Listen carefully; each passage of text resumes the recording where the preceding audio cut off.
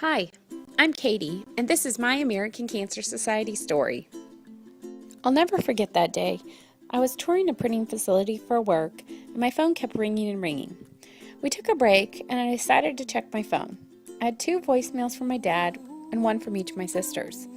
I listened to him, and my dad just didn't sound like himself. I started to get worried, so I stepped into a conference room to give him a call. It was a call that completely changed my life. He was trying to be positive so I wouldn't get upset, but I knew his prognosis wasn't good.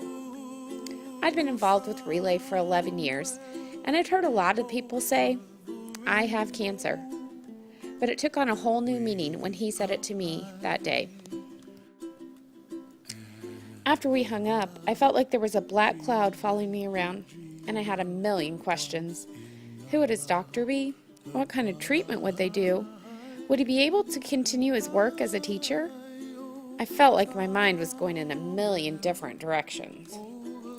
I decided that what my dad needed most was my love and support.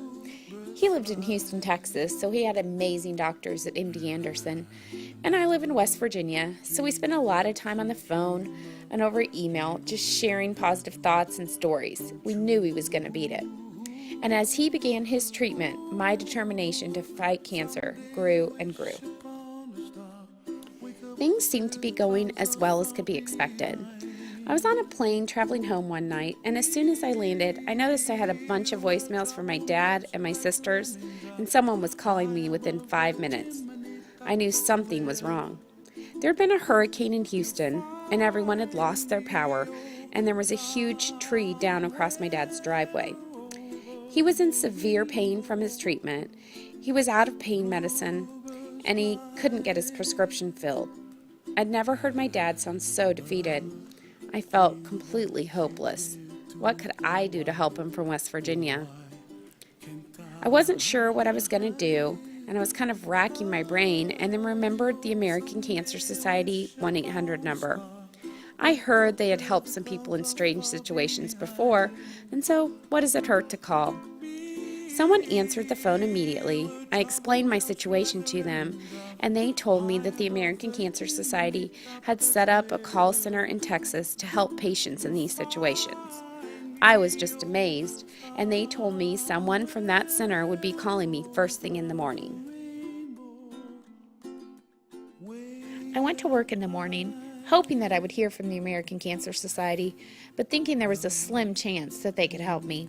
I sat down at my desk, checked a few emails, and within a few minutes the phone rang. It was the American Cancer Society. I explained my situation to them, and they said they thought they could help. They immediately contacted my dad, and he had his medicine by the end of the day. The American Cancer Society's 1-800 number saved my dad's life that day and helped me to make a difference in his life, and for that I will be forever grateful. Unfortunately, cancer took my father's life on September 5th, 2009. In the end, cancer took his body, but it only made our love deeper, our memories more vivid, our friendship stronger, and it certainly did not conquer his spirit. He lives on in me and my family. Every year, I honor my father's memory by participating in Relay for Life and lighting a luminaria. In your name, your family and friends will stand up tall and fight. We will not fight to bring you back, but to keep you in our hearts, giving hope to others like you, giving them fresh starts. We are fighting for a cure, supporting those who try, so families like yours will never have to cry. They'll stand up tall with candles lit, waving in the air, bow their heads in remembrance, wishing you were there.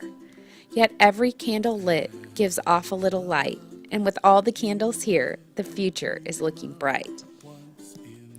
I will continue to relay until there is a cure for cancer. I will relay so that no one will have to hear the words, "You have cancer," so that no one has to figure out how to tell their children that mommy or daddy is sick, so that no parents have to watch their children suffer from this horrible disease. Please join me at Relay for Life, and together we can find a cure. My name is Katie, and I'm a relayer.